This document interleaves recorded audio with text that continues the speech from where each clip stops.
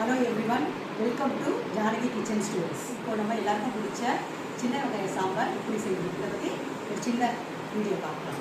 தேவையான பொருட்கள்லாம் இங்கே இருக்குது. நிலவரம் பருப்பு, கொஞ்சம் பெருங்காயம், சீரகம், 10 பல் உரிச்ச பூண்டு, கடுகு தாளிக்கிறதுக்கு, கருவேப்பிலை, ஒரு சின்ன துண்டு புளி, நெல்லிக்காய் சைஸ் புளி, மஞ்சள் தூள், தக்காளி, வெங்காயம், சின்ன வெங்காயம் கொஞ்சம் தோல் உரிச்சது. ஆல்ரெடி உங்கள் வீட்டில் எல்லா இடத்துலையும் இந்த மாதிரி ஒரு சின்ன குக்கர் இருக்கும். குக்கரில் வச்சா தான் பருப்பு கொஞ்சம் ஈஸியாக இருக்கும். அதுக்காக குக்கரில் பண்ணலாம், நல்லது. இந்த பாருங்கள், இந்த மாதிரியான இன்க்ரீடியன்ஸ் இதில் வச்சுருக்கிற இன்க்ரீடியன்ஸ் எல்லாத்தையுமே மொத்தமாக இதில் ஆட் பண்ணியிருக்கேன். இந்த மெஷரில் நீங்கள் சாம்பார் வச்சிங்கன்னா கரெக்டாக இருக்கும். சப்போஸ் இது உங்களுக்கு கூட வேணும்னு சொன்னால் இது எல்லாத்தையுமே அப்படி டபுளாக பண்ணிட்டீங்கன்னா அது அப்படியே கொஞ்சம் எக்ஸஸாக வச்சுக்கலாம். இதை நான் வைக்கிற சாம்பார் குறைஞ்சது ஒரு 6 பேர் சாப்பிட்லாம். அந்த அளவுக்கு செஞ்சுருக்கேன். நீங்கள் மத்தியானம் லஞ்சுக்கும் இது சேர்த்து சாப்பிட்டுக்கலாம், டிஃபனுக்கும் யூஸ் பண்ணிக்கலாம், நைட்டு டின்னருக்கும் யூஸ் பண்ணிக்கலாம். எல்லாத்துக்கும் சேர்த்த மாதிரி இந்த சாம்பார் வைக்க போகிறேன்.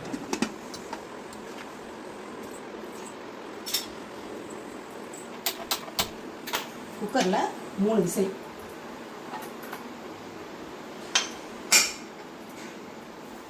வரைக்கும் வெயிட் பண்ண வேண்டும்.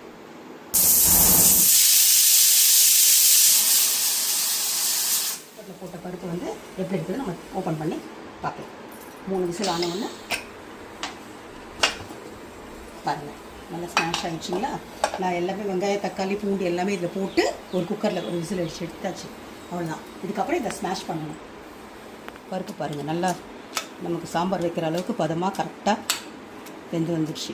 இப்போது இது அப்படியே நல்லா இந்த சூடோடவே அப்படியே ஸ்மாஷ் பண்ணி, இது வெங்காய சாம்பார் இருந்தாலும் ரொம்ப நேரம் டைமே எடுக்காது நம்மளுக்கு. இந்த பருப்பு குக்கரில் வைக்கிற டைம் மட்டும்தான். மற்றபடி டக்குன்னு 5 நிமிஷத்தில் வச்சு முடிச்சிடலாம். நம்ம எங்கேயாவது வெளியில் போயிட்டு டக்குன்னு நம்மளுக்கு ஒரு சாப்பிட்றதுக்கு ஒரு வேணும்னு சொன்னால், ஒரு டிஃபனுக்கோ இல்லை சாதத்துக்கோ எதுக்கோ இருந்தாலும் உடனேமே 5 நிமிஷம் பாருங்கள். பருப்பு நமக்கு எப்படி வேணுமோ அந்த மாதிரி ஸ்மாஷ் ஆகிடுச்சு. அவ்வளோதான், முடிச்சிடுச்சிங்களா. இப்போ இது ஒரு பக்கம் அப்படியே வச்சுட்டு இதுக்கப்புறம் இது தாளிப்பு கொடுத்துருவோம். இது சாம்பாருக்கு தேவையான அளவுக்கு புளி, ஒரு சின்ன சைஸ் புளி எடுத்து நல்லா கரைச்சி இந்த மாதிரி ஒரு வடிகட்டி எடுத்து அதில்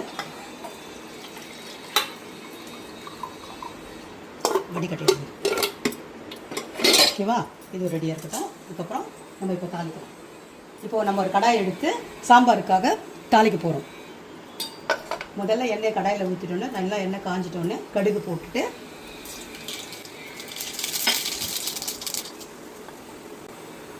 கடுகு நல்லா பொரிஞ்சோடனே ஒரு 10 சைஸு சின்ன வெங்காயம் எடுத்து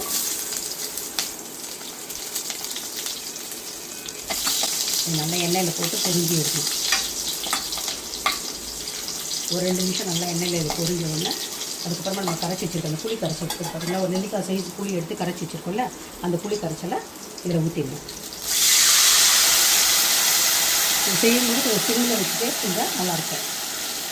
இந்த மேலெல்லாம் கொதிக்கும். அடுத்தது கொஞ்சம் நம்ம சாம்பாருக்கு தேவையான அளவுக்கு தண்ணி, நமக்கு எவ்வளோ சாம்பார் தேவையோ அந்த அளவுக்கு தண்ணி ஆட். சில பேர் திக்காக கேட்பாங்க. திக்காக இருக்கிறவங்க கொஞ்சம் கம்மியாக தண்ணி ஊற்றிக்கோங்க. கொஞ்சம் பரவாயில்லன்னு சாப்பிட்றவங்க அதுக்கேற்ற மாதிரி போட்டு ஆட் பண்ணிக்கோங்க. இப்போது நம்ம சாம்பாருக்கு தேவையான அளவுக்கு உப்பு,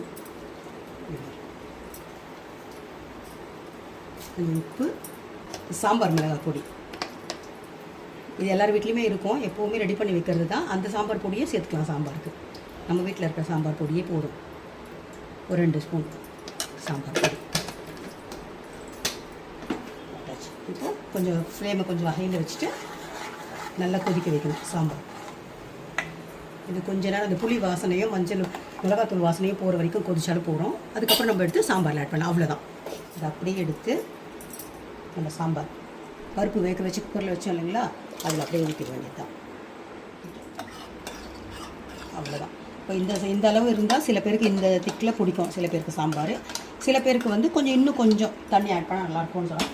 நான் கொஞ்சம் தண்ணி எக்ஸ்ட்ரா தான் ஆட் பண்ணுவேன்.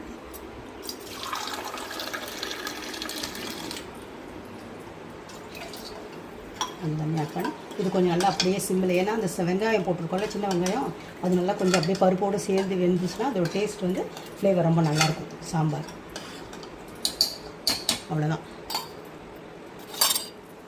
ஒரு 5 மினிட்ஸ் ஹை ஃப்ளேமில் வச்சுட்டு நல்லா அது கலரி விட்டுட்டு சாம்பார் நல்லா கொதி வந்தோடனே ஸ்டவ் ஆஃப் பண்ணிவிட்டு கொஞ்சம் கருவேப்பிலை, கொத்தமல்லி தழை கொஞ்சம் இருந்தால் போட்டு மூடிக்க வேண்டியது தான். அவ்வளோதான். சாம்பார் ரெடி.